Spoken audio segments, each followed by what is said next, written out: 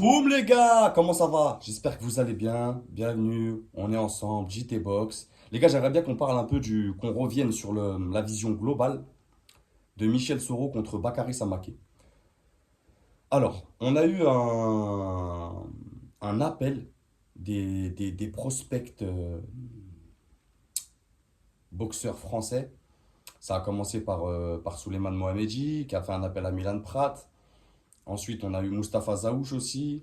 Et on a eu aussi Bakary Samaké, sur son Insta ou je sais plus, qui avait dit quel est l'adversaire que vous voulez me voir combattre. Et Michel Soro était revenu assez fréquemment. Et du coup, après ça, Bakary a communiqué en mode let's go, allons-y, c'est parti, on y va, Michel Soro, pourquoi pas.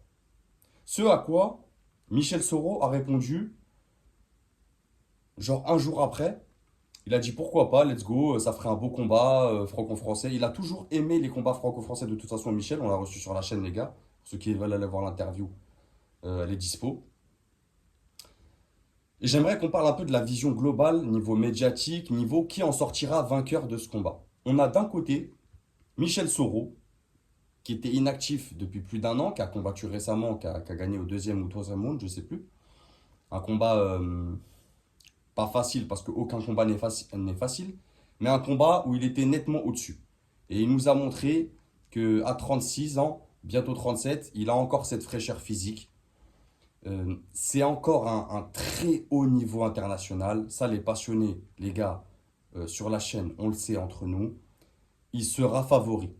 On le sait, ça sera pas. Bakary sera favori dans le sens où il sera favori de sa fanbase. Mais les amateurs et les passionnés de boxe anglaise savent très bien que Michel Soro sera favori en termes de niveau, que ça soit technique, puissance, que ça soit aussi niveau international. C'est quelqu'un qui a côtoyé le top 10, qui a combattu pour des championnats mondiaux, donc qui a beaucoup plus d'expérience aussi. Donc sur ça, Michel Soro sera favori. Maintenant, Michel Soro, comme je vous ai dit sur la miniature, j'ai voulu exposer le travail contre le talent. Bien sûr, le travail, il y a du talent dans le travail, il y a du travail dans le talent, bien sûr. Mais Michel Soro, c'est quelqu'un qui mise beaucoup sur le boulot. C'est un bosseur, c'est un travailleur, on le sait. Il mise pas sur la chance, il mise pas sur le hasard. Ça existe, de toute façon, ça existe quasiment pas en boxe, ces facteurs-là. Donc on a d'un côté favori et d'un côté favori médiatique. Favori, le cœur des gens, des boxeurs, ça sera Michel Soro, on le sait. Et favori médiatique, ça sera le côté Bakary Samaké. Surtout si ça se fait sous Samaké Promotion, donc ça sera son père qui organise. Donc je pense qu'ils feront tout pour, euh, pour vendre des billets au niveau de Bakary. Bien sûr, bien sûr, ça va vendre des billets par rapport à Michel Soro, mais sur l'affiche globale, c'est plus Bakary, jeune prospect de 21 ans, les gars, qui a combattu récemment contre Alamos. Un combat, je suis mitigé. J'ai déjà dit ce que j'en pensais dans plusieurs stations box, donc on va pas revenir là-dessus. Mais il a combattu un gros client. Donc, favori médiatique pour moi, ça sera Bakary Samaké. Ensuite, j'aimerais bien qu'on revienne,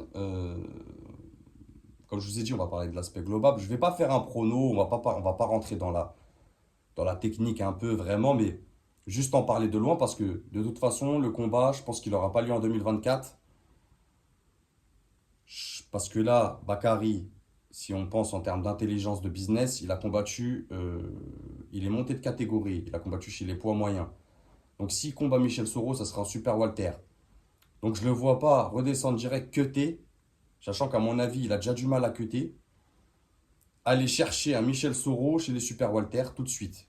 Je vois bien un combat avant quand même. Donc Bakary, je pense que ça va faire un combat avant la fin de l'année, en 2024. Et ensuite, je pense en 2025, on aura ce combat-là, les gars. De toute manière, Bakary Samaké, c'est très intelligent de la part de Issa Samaké. Force à lui. Parce qu'il y a un reproche qu'on fait souvent à des jeunes prospects, c'est de ne pas affronter les gars qui sont d'abord chez eux les plus forts. Vous voyez ce que je veux dire? On en a dans toutes les catégories. Il y a des David Papo. Et là, chez les Super Walter, force est de constater que il y a un gardien de la porte, en France déjà, qui s'appelle Michel Soro. Et c'est très intelligent de son père de passer par là. Parce que ça fera taire tous ceux qui disent, enfin, j'entends parler des petits retours, pas tous bien sûr, mais il y a un reproche qu'on peut, pas un reproche, mais quand c'est une relation père-fils boxeur, il y aura toujours ce truc de carrière protégée, entre guillemets. Tu vois? Et bien sûr, c'est intelligent de protéger son boxeur, de faire une carrière bien montée, de faire des petits combats au début, de bien monter ça. Je le rappelle, il a 21 ans. De combattre Michel Soro pour lui, ça va être incroyable. Je pense que pour lui, c'est un gros combat. C'est c'est vraiment de combattre Michel Soro, ça sera un honneur pour lui. Pour tout boxeur, c'est un honneur et un plaisir. Et je pense qu'il va vouloir briller, qu'il va bien se préparer, Bakary Samaké. Et il a ses chances. On en reparlera si ça devient vraiment officiel, mais on en reparlera. Et, euh, et je voulais parler de l'intelligence d'Issa Samaké, les gars. Pourquoi c'est intelligent? Parce qu'on ne pourra pas lui faire le reproche, là, en étant son palmarès, en allant de la matière, de la profondeur, en allant chercher un Ahmed El Moussaoui, en allant chercher un Alamos, si derrière, il fait un combat avant, un combat plus posé, tout ça, équilibré, et derrière, il va chercher un Michel Soro, on ne pourra pas dire qu'il aura pris personne. Comme les gens disaient au début, oui, mais on nous le vend, on nous le survend comme un produit d'élite, comme un prospect incroyable, mais il a combattu personne. Là, les gars, il est en train d'étoffer et d'amener de la matière et de la profondeur à son palmarès.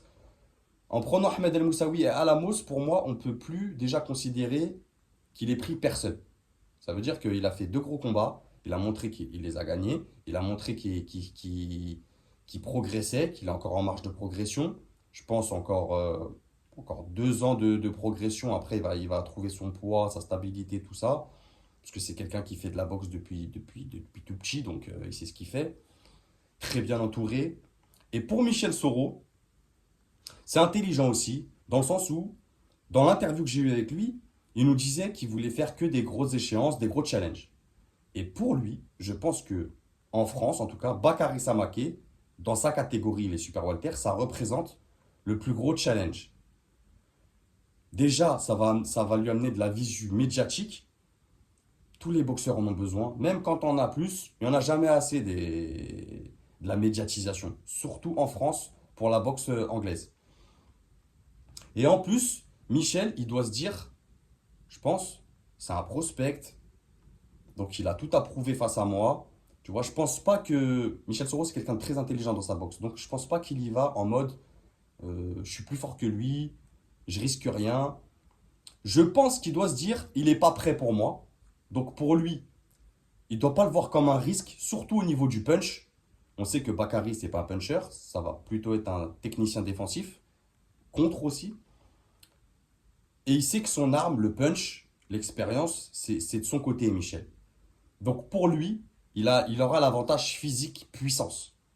Donc quand tu as cet avantage-là, tu sais que tu vas pas trop risquer de KO. Tu sais que tu as une grosse intelligence de boxe, une grosse science du ring. Pour lui, Michel, je me dis que ce combat, c'est tout bénef. Je me dis qu'il se voit gagner et qu'il se voit pas perdre. Parce que je pense qu'il part dans l'optique de gagner, comme tous les combattants. Et comme je vous ai dit, Michel Soro, c'est du travail. Ça veut dire que quand il prend des décisions, c'est pas n'importe quoi. Et c'est aussi pour Michel une bonne manière de, de montrer à l'international, parce que je le rappelle, Bakary, il a été quand même top 10 dans les prospects internationaux. Il n'a pas été top 10 prospect Europe ou France, c'est top 10 prospect international. Il commence à être connu en Amérique, tout ça. Donc pour Michel, s'il gagne, derrière, il pourra retourner à l'international, aller chercher des grandes échéances. Et je vous rappelle qu'à l'heure d'aujourd'hui, Bakary est devant dans le classement mondial. Les deux ne sont pas classés, ils sont classés dans aucune fédé. Donc ça ne leur fera pas prendre de retard dans leur carrière. Même si Michel perd, quoi qu'il arrive, il pourra revenir derrière en prenant un mec classé dans les fédés pour être classé dans les fédérations, les gars. Et pareil pour Bakary Samaké, pour lui, c'est du gagnant-gagnant, les gars. Qu'il perde ou qu'il gagne, il gagne. Je m'explique. Si Bakary, il gagne, bah, s'il gagne, on va dire, waouh. Après, il y a manière de gagner, bien sûr. S'il prend ses points, ils font un 10 rounds. Je pense que ça sera un 10 rounds ou un 12 rounds. Je pense pas que ça sera un 12 rounds parce qu'il n'y a pas de ceinture en jeu, mais un 10 rounds. S'il fait un 10 rounds, il prend ses points et il nous montre, voilà, qu'est-ce qu'il nous a montré encore, sa vitesse de bras, exécution, défense. Bref, on va pas revenir sur sa palette technique. Bah là, on pourra dire, ah bah là, bravo, c'est le prospect sur lequel on va tout miser. Ça a été très bien monté, très bien entouré. On va le pousser encore plus en avant pour qu'il aille chercher à l'international et devenir champion plus tard, je lui souhaite. S'il perd, bien sûr, il y a manière de perdre. J'espère pas pour lui un gros KO. Tu vois, un gros KO où vraiment il sait plus où il est. Mais je me dis qu'il a une boxe assez défensive pour pas prendre un KO. Par contre, un TKO, s'il perd sur un TKO, deuxième partie de combat, on va dire quoi? On va dire, bah, de toute façon, Bakary, il a que 21 ans. En face, c'était Michel Soro. On le savait au-dessus. Et pour lui, pourquoi je dis que c'est. Même s'il perd, il gagne. Parce que financièrement, ils vont se refaire. Je pense que ça va vendre beaucoup de billets. Je pense que ça va amener beaucoup d'engouement autour de la boxe anglaise. Et même s'il perd, il va prendre en expérience. Quand tu combats quelqu'un comme Michel Soro ou comme d'autres qui ont son niveau, tu prends de l'expérience en boxe. Et c'est important. Et s'il perd, ça va lui enlever son zéro aussi, en tant que boxeur pro. Ça va lui enlever une sorte de pression. Il va être plus relâché derrière. Et c'est important aussi, je le rappelle, il a que 21 ans, il est en début de carrière pro. Perdre maintenant face à un Michel Soro, c'est pas grave. C'est pas très grave. Derrière, on sait que Samak et Promotion, c'est une machine. Tu vas avoir toujours des main events. Donc c'est pas grave de perdre face à Michel Soro en début de carrière à 21 ans. Je dirais même, ça peut t'apporter plus derrière. Vraiment. Donc voilà les gars. On y reviendra bien sûr s'il y a une annonce officielle. Mais je pense pas avant 2025 les gars. Début 2025 je pense. Après ça peut bouger la boxe, on sait pas tout ça. Mais voilà, on y reviendra, comme je vous ai dit. Quand il y aura une annonce officielle, on rentrera vraiment dans la partie analyse, technique, prono, là vraiment. Mais là, pour l'instant, c'était juste une vision globale de ce que ça peut engendrer et de ce que les deux peuvent amener, qu'ils perdent ou qu'ils gagnent. Je pense qu'il était important d'en parler. Ça reste quand même, et ça restera si ça se fait, un gros événement de boxe anglaise en France. Il y en a de plus en plus. J'arrêterai jamais de crier mon amour à la boxe anglaise et aux promoteurs de boxe en ce moment, les organisateurs d'événements. Les gars, même si on a des défauts, c'est vrai, dans certains événements, mais il y a un renouveau qui se fait. Il y a des prospects qui arrivent. Il y a des petits jeunes de 20, 21, 24, 25 qui sont là, qui sont prêts. Ils ont faim, les gars. Il faut les soutenir. Et ça, je ne lâcherai pas. Donc voilà, les gars. Sur ce, passez une bonne semaine. Ciao, les gars. Et n'oubliez pas, c'est que de la boxe. Bang!